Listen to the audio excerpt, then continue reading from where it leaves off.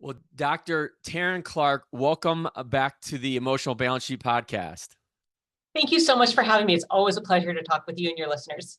So I am super excited, and like I mentioned in the intro to the audience, I'm really excited about, like we were saying before we started recording, is this new season for the show, because you're going to be a regular guest on now, talking about brain health, and this is, I think, the third time you've been on, but now it's going to be a little bit more frequent, along with Dr. Jennifer Dragonette, who's going to be our therapist expert. So to have somebody of your caliber on the neurology side, the brain side of health, and having her on the therapy side of mental health, I think the audience is going to get a lot out of our conversations.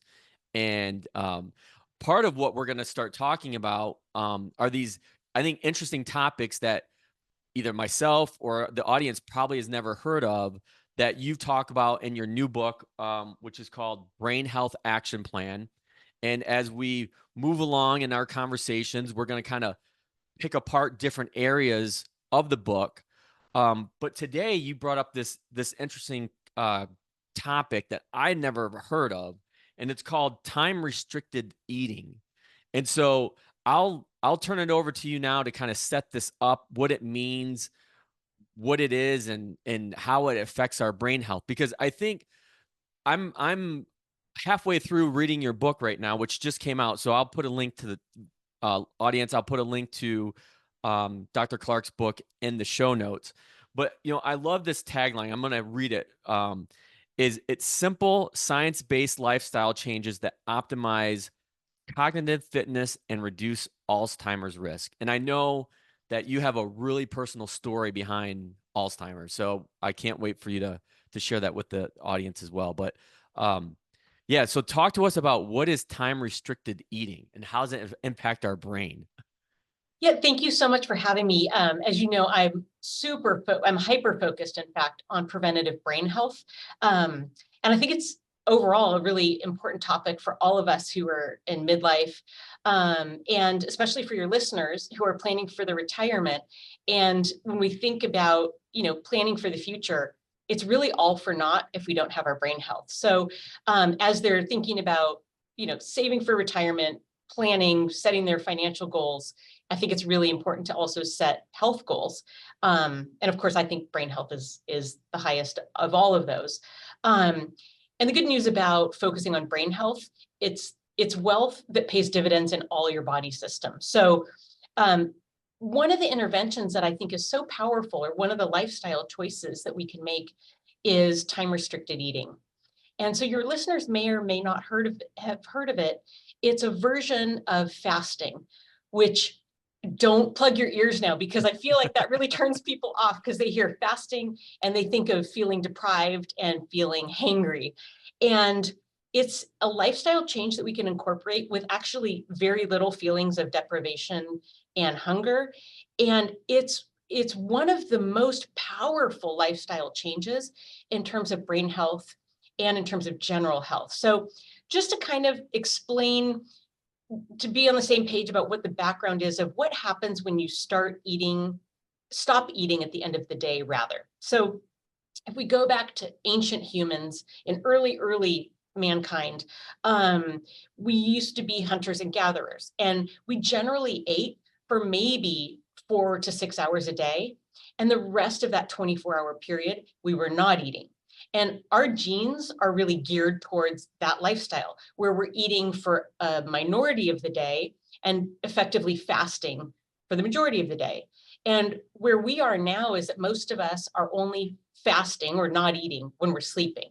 And our waking hours are generally eating throughout that period and taking in calories. So time restricted eating is incorporating what our body is really still built to do, because our food supply changed way more rapidly than our genes can keep up with. So trying to get ourselves certainly away from eating the majority of a 24-hour period and back to eating a minority of a 24-hour period.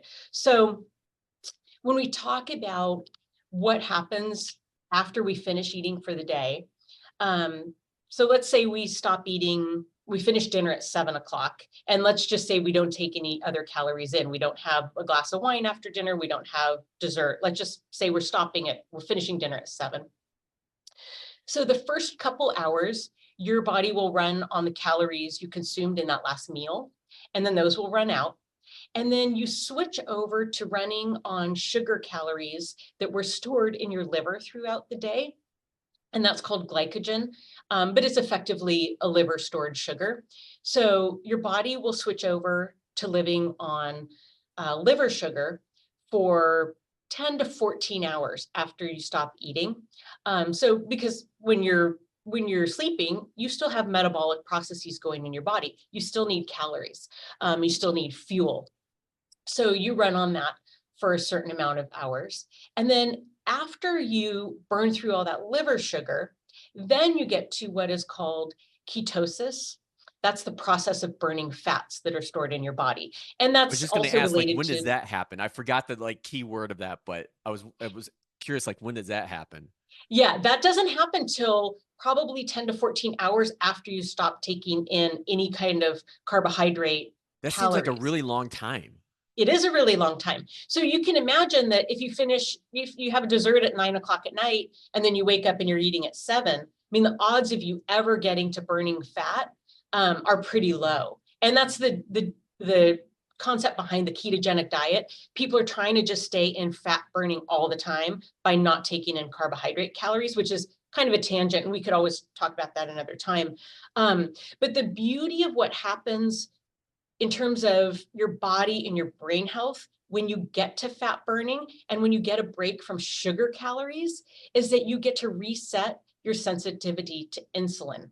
So we need to switch a little bit and talk about what having constant availability of sugar calories does to our body and our brain.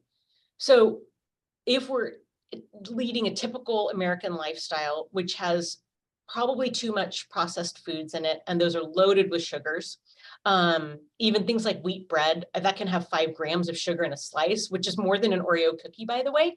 Wow, But all of this, that's really interesting. yeah, if you look, especially there's one brand, I don't want to say the brand, but it's like a dude with a guitar. A lot of his wheat breads, which I thought would be healthy because he looks like somebody who does CrossFit to me. He's like totally buff. A lot of his wheat breads are packed with sugar, and I wouldn't have guessed it from the front label, but you'd only Yeah. see it on the nutrition label.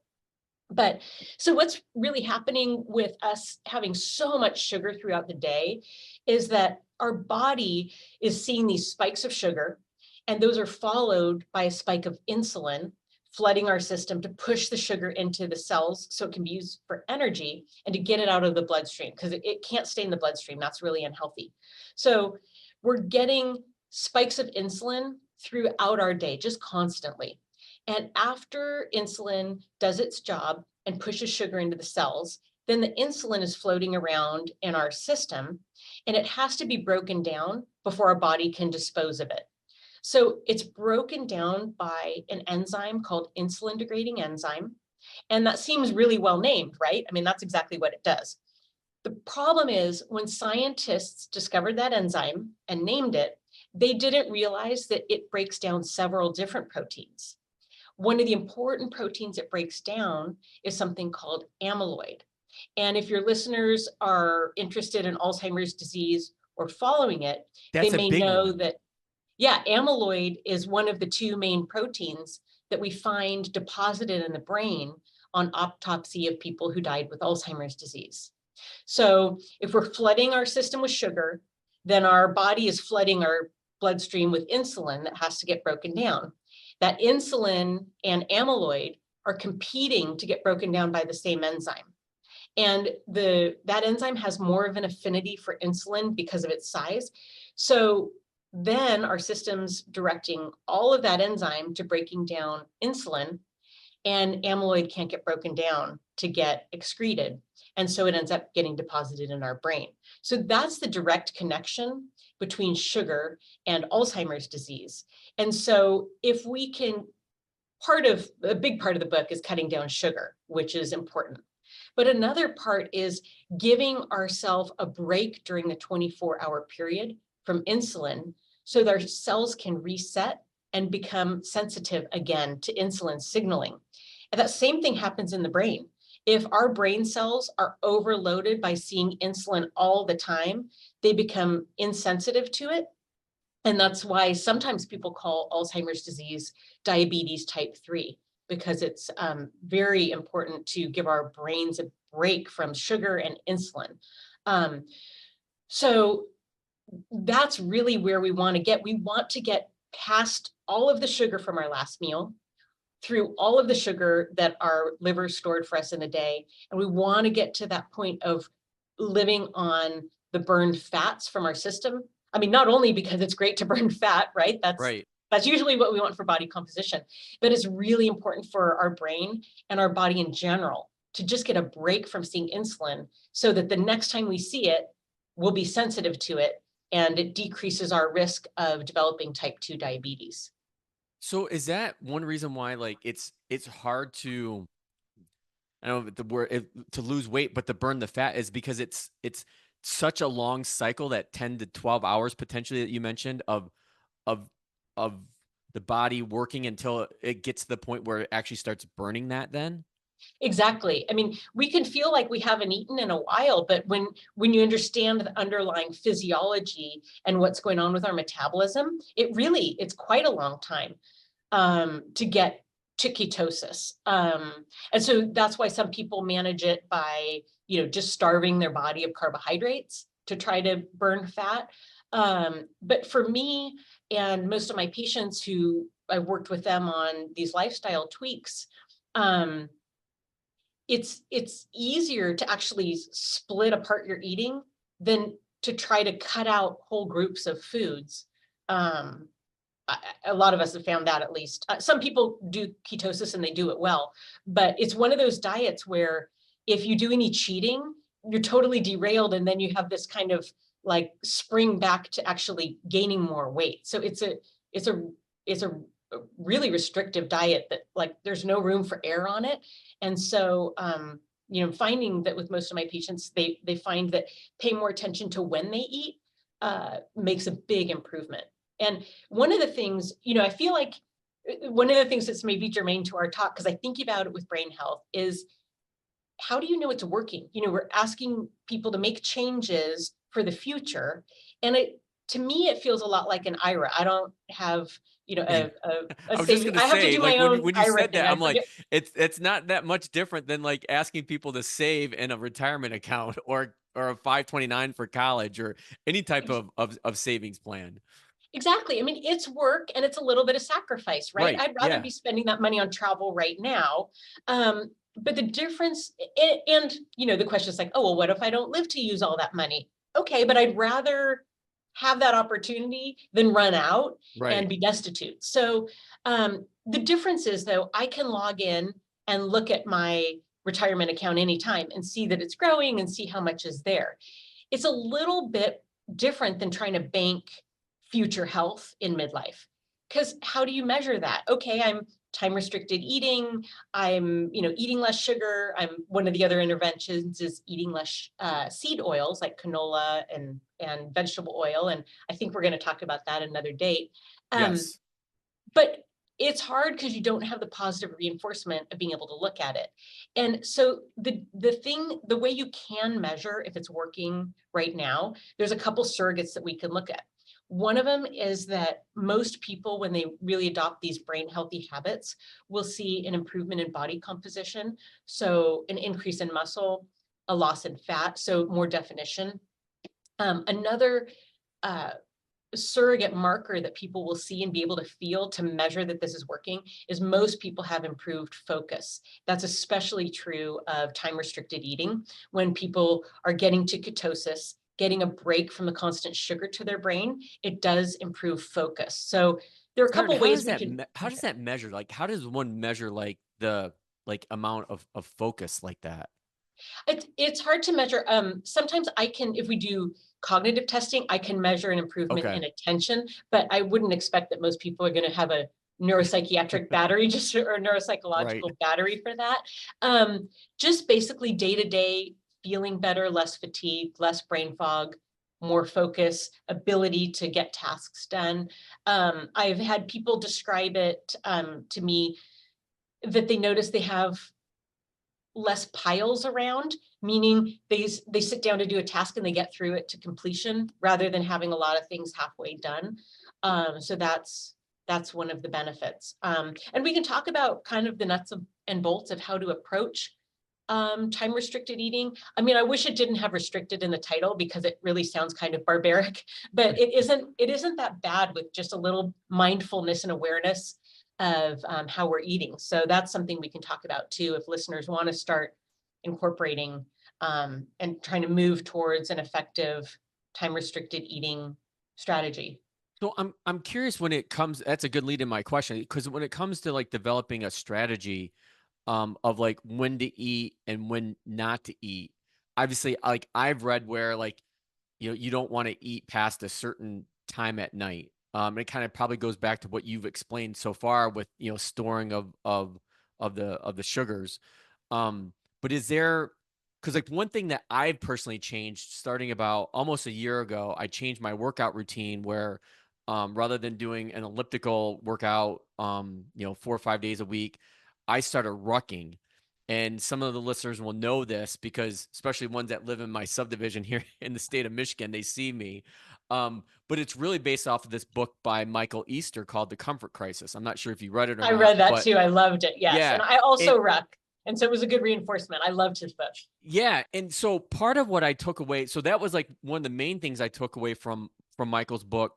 But the other thing kind of leads into what we're talking about right now, which is so interesting. I didn't necessarily realize it had a name, was this time restricted eating. So what I did is I would find myself, I ate the same processed deli sandwich pretty much every day for lunch. And so what I stopped doing, I just stopped eating lunch. And it took a while to kind of get through those. I don't know if there is such thing as a word hunger pain. I was going to ask you about that as well. But I feel so much better not eating that during the day and then just kind of waiting until later in the day, maybe trying to have, I'll call it a healthy snack, but I'm not even sure if healthy is the right word before like I eat dinner. So is that, does that kind of go into this time restricted eating strategy, or is it to where it's more like don't eat past like 7 or 8 o'clock at night, depending on like when you go to bed? That's a great question. There's a couple ways. There are a lot of actually ways to address time restricted eating, and that's one of them. And I think a lot of the focus improvement and things that you're noticing might also be from reduced calorie intake. And when we say that, I feel like we're going back to the 70s and like some of those diets of the 70s. And when I talk about caloric restriction, it's not really about counting calories. It's about overall eating less, because every study that's looked at longevity, lower calorie intake improves longevity. I mean, even when we look in a cellular level and we get to the telomeres, which is kind of like the shoestring ends on our chromosomes, Mm-hmm. um, it's a great topic. We know so much about it, and we are, as a society and as a world, well, not as a world because some people are starving, but in developed nations, we are eating too many calories, way too many calories. So I think you're seeing a benefit from that. But by that, I don't mean like go count calories, because I think that's really Yeah, not I see. That's the thing is, I have really resisted that idea. Same way with yeah, like if I tie this back to like financial planning, like budgeting. Like most people would be shocked to hear me say that I hate the word in the process called budgeting, because it's not necessarily about trying to figure out like, okay, I'm only going to spend $100 eating out, or I'm only going to spend $500 a month on groceries. It doesn't matter necessarily like where you're spending, it's your total amount that you're spending. yep, And so does that need to come down? Same way with calories. It's like I'm not really counting the calories and like maybe yeah. necessarily like what I'm eating, but am I just eating less? I guess Exactly. that's And what I'm that's saying. that's why I hate even bringing up calories, but if you look at the studies on it, it's all under the rubric of caloric restriction in animal studies and human studies and observational studies. But yes, I agree. I would rather see people skipping things than like counting and being like, oh, I have, 200 less calories. Like that micromanagement, I agree. It's just like budgeting, and it's It overall, doesn't you work. Like totally lose eventually, the like you don't forest. have the willpower to keep doing that. No, it's yeah.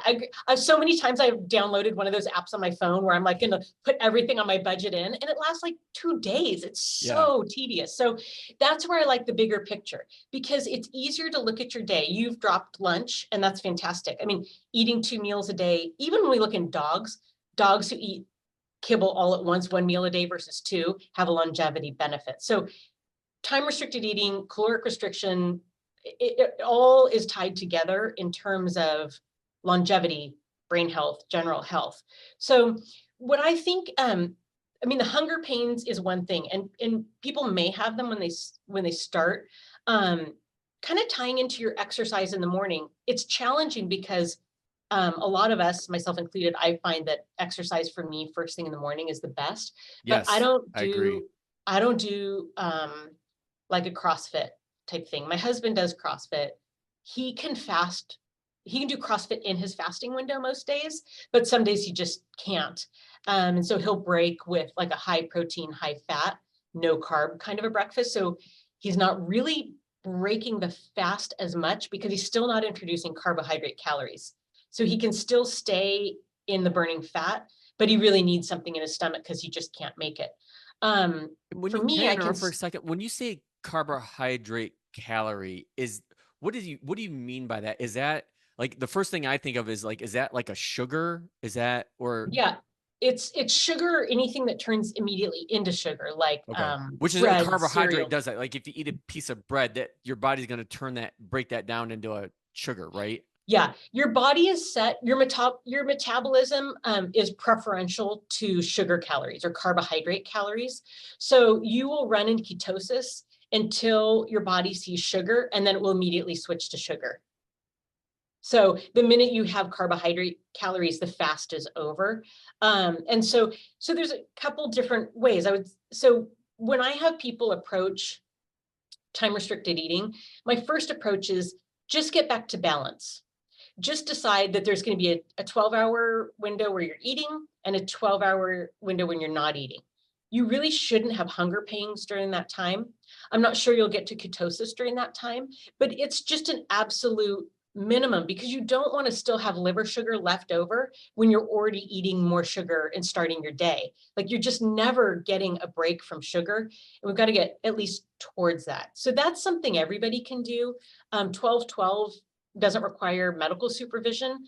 That's just a basic, like a no-brainer way we should be shifting. So, and that will usually end up cutting out, like when I started, because I wasn't doing this probably like hardcore seriously and really doing it most days unless there's like a social activity. Then it's just a day that I'm not doing it, and that's fine. I'm not obnoxious. I don't go to a party and be like, oh, I stopped eating at 7. Like, whatever. I'm not going to tell everybody about my lifestyle because nobody wants to hear that at a party. So 12-12 is a good way to start. When I started with that, I already noticed that it cut out things like me snacking when I was making my kids lunches at night, because it's so easy. Like you're putting grapes in and I'm just having Yeah. some grapes. It's not a lot of sugar, but it's sugar. It's fruit sugar. And certainly I'm putting desserts in their lunch and snacking, or, you know, putting away, like sometimes I would do like noodles and stuff, and that's carbohydrates. Like I don't need at 9 o'clock at night to be having a snack of noodles that I'm putting in my kids' lunch. I just really don't. So it cut out a lot of that. It also, if you drink, after dinner, having a drink at night, it cut out wine. At that time I was drinking, I'm not now. Part of that had to do with the book that you mentioned about comfort. And part of it just had to do with research for this book. But that cut out a lot of nighttime calories that were pretty empty that I didn't need. So that can even be effective in that regard. And then from there, you go to either one of those sides. So if you're somebody who works out in the morning and you need some calories, trying to change those calories to protein or fat calories, like eggs would be a great breakfast. If you have to get some calories before you work out, you need something in your stomach. And you could always, make like egg muffin cups or something that you have in the fridge and you can just heat up and go. It doesn't have to be adding to your morning of cooking a meal before you go. So that's an option. But trying to stretch either way. So do you move dinner a little bit earlier because you can't move when you're going to break your fast and have breakfast? Or do you keep your dinner or meal calories ending at 7 and then start to try to push your morning later? If people have had the experience of missing breakfast and then realizing it's 2 in the afternoon and they never ate and they never got hungry, a lot of us have kind of that baseline feeling. They might be people who are going to be pretty successful pushing their breakfast, really breaking their fast at lunch instead of having a breakfast altogether. For me, I'm one of those people that if back in the day, if I woke up and I had an English muffin or like cake as breakfast, which is like a blueberry muffin, I would be starving an hour later and need to eat more. But if I didn't eat anything, I could easily get to lunch and not be particularly hungry. So That's if, interesting because like sometimes like when you eat something, you think, okay, I'm hungry, I'm gonna eat. But then like when you do eat, then like an hour later, like you mentioned, like you're hungry again. Rather than if you would have just skipped it, it's kind of like you don't miss it. yeah, and it sounds weird, but if you are having like that empty stomach feeling, sometimes it's just empty stomach feeling and it's not truly hunger. And so what I try to do to get through that, to see, do I really need to eat or not, is have a big glass of water. Cause I'm super into carrying my, half gallon around all day. And a lot of times water will get you through that. It's just a sensation that your stomach doesn't have Mhm. anything in it. And that's a good way to push through. I mean, all of these when you get beyond 12/12, of course, you have to talk to your doctor and be sure that your health situation is approved for, 14 hours of not eating, 10 hours of eating, or a 15/9, which would be 9 hours of eating, 16/8, which is only 8 hours of eating. You have to run that by your doctor, and especially if you're taking medicines or have any health conditions. And so some people look more at, they'll just have a variable schedule, like, okay, it's 7:30 and I just finished eating, so I'm just going to keep in mind that I'm not going to eat, maybe they're doing a 14 till 9:30 tomorrow. Or some people, it's easier to say, I'm only going to eat between 10 and 7. And so I'm not going to think about it. I'm just going to try to follow that. And then if it's a social thing and you have wine after that, or that's whatever. Um, I just don't think you can be so dogmatic about it that you make yourself miserable. But having kind of either it's a general time frame or it's a general, like, what your fasting window is going to be, and you kind of reset every day. For me, it's just been easier to say, I'm going to finish eating between 7 and 7:30, and I'm going to start eating sometime after 10:30 the next day. And so a lot of times I find it's 11:30 and I go, oh, okay, well, I guess if, I can eat now, but I just find I'm not waiting for 10:30. Actually, I'm not watching the clock because I drink black coffee, which I had to change to because I was a cream and sugar gal. Oh And yeah. I never thought I would drink black coffee. But being able to drink black coffee or plain tea has made all the difference because I love coffee. And so I can have pretty much as much of it as I want.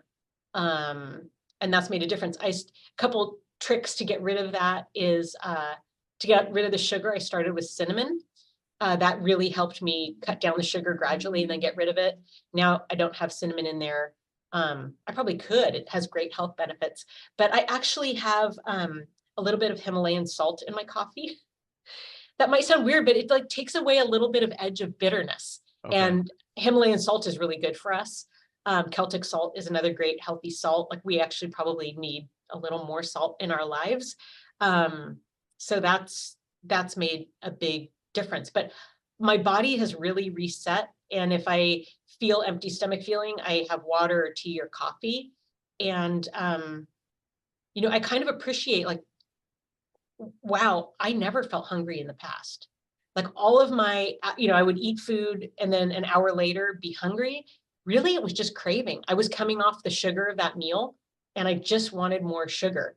And so I think all the interventions in the book dovetail with each other. They're all interconnected. But as I broke my sugar addiction, which in the book you'll read, I had quite a sugar addiction. I mean, I had addict behavior moving around town.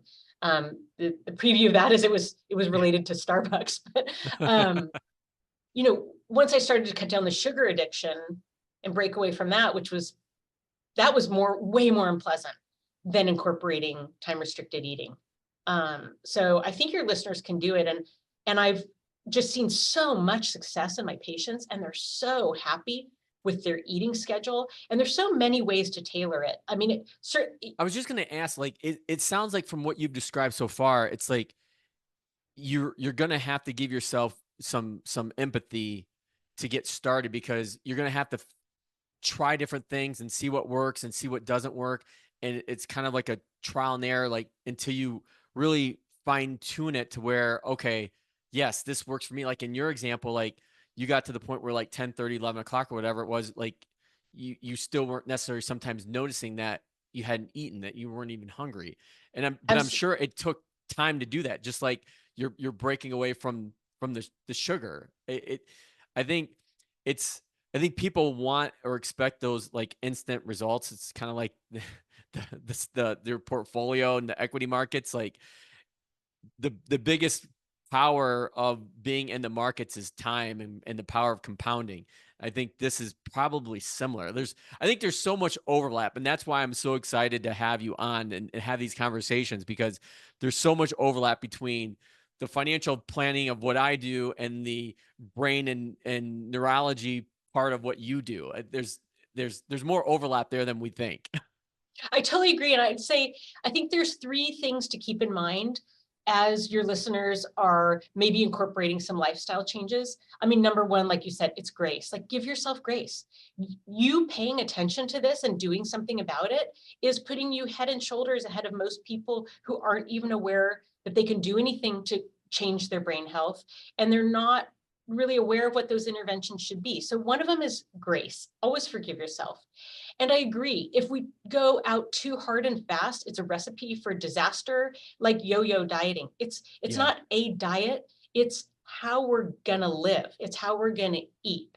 And where it ties in with an IRA or a retirement account is the beauty of talking about this with your listeners who are, not faced with dementia, but earlier in life, is you can make smaller choices earlier in life that are going to pay huge dividends later. I mean, your listeners know, and I don't really understand, but I've seen it where it's like, oh, here's the person who started saving $100 a month at 20, and they have, I don't know how many $1 million in their retirement, right? And then you look at somebody who started 10 years later at 30. It's night and day different. It's night and day different from midlife to, if you start really late, I would say, it's never too early or too late, but it's certainly a lot easier if you start earlier. Right. If you start saving your retirement at 65 or 60, and you got 5 years to save, $3 million, it's not possible. Right. So the beauty is the earlier you start, the more gentle you can be with yourself. You don't have to be super dramatic. You can make tiny changes, and those tiny changes are going to pay a big dividend because you've got that benefit of time, just like in your retirement account. So grace, doing it slowly. I think that's the reason that my clients and I have had success, because we're not doing this overnight. I mean, I remember we have some friends who we met through my husband's CrossFit gym. And I remember they were doing a super restricted, I want to say they had a 6-hour eating window. And I remember when I first heard that, it just sounded like hell on earth. I couldn't do that. I mean, also, like, nothing social fits into that, like really nothing. Like, Right. Yeah. You really can't hardly have lunch with somebody. You certainly can't have dinner because you're done by 6. Nobody else eats by then. And I just remember thinking, like, it's brutal and barbaric. And so, but I started with 12-12. Like, I started with, like, I'm just not paying attention to when I stop eating or when I start. So I just started with paying attention. And then I pushed it a little bit, and it was like, oh, it's already 7, but I'm just gonna have some water. I'm not hungry. And then it was 8. And then, the more gentle, gradual you are, the better it's going to work, because you're changing the way you live. You're not adopting a diet for a month to see an effect. And this is another thing, you're going to look back in 2 or 3 months and go, oh yeah, oh my goodness, it's been like 15 hours. Like, I'm kind of 15 hours on a lot of days. And some days I'm 14 hours between meals, last calories of the day and first calories in the morning. And I do feel better. And, I would encourage people, I'm not a believer in weight. I don't think it's a good surrogate for health at all. I also BMI I don't think is a surrogate because muscle weighs more than fat. And I've seen a lot of people who are technically obese, but they're like ripped muscle builders, like Olympic weightlifters. They're Yeah. certainly not obese. So if you're going to make these health choices for your brain health and you kind of want to see how it affects your body composition over time, I would just encourage people to measure their waist. If you don't have much of a waist or a clear waist that you're going to measure again in 4 or 5 months, maybe just where your belly button is. And so you might see that over the months that you're incorporating some of these brain health habits that you do have a change in your waistline. That's going to be a more accurate reflection of how these might change your body composition. But I would even say unless people are weighing themselves to see their water weight because they have something like congestive heart failure or kidney problems, I really encourage people not to weigh themselves. I think it's kind of like that budgeting, that Yeah. micromanagement minutia that you can get obsessed with, and it's not telling you the whole picture. So feel your focus, feel how effective you are at getting things done and off your desk. Feel how present you are and maybe measure your weight. But beyond that, I wouldn't really obsess on the other micro factors. Well, I think that is a really good topic to wrap up this initial conversation.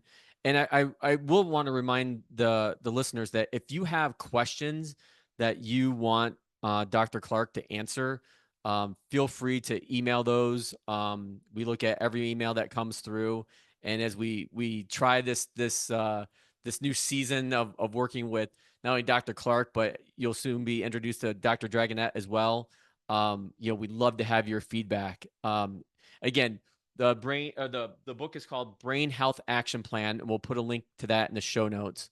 But Dr. Teryn Clarke, what an absolute pleasure, and can't wait to continue these conversations. Me too. Thanks for having me.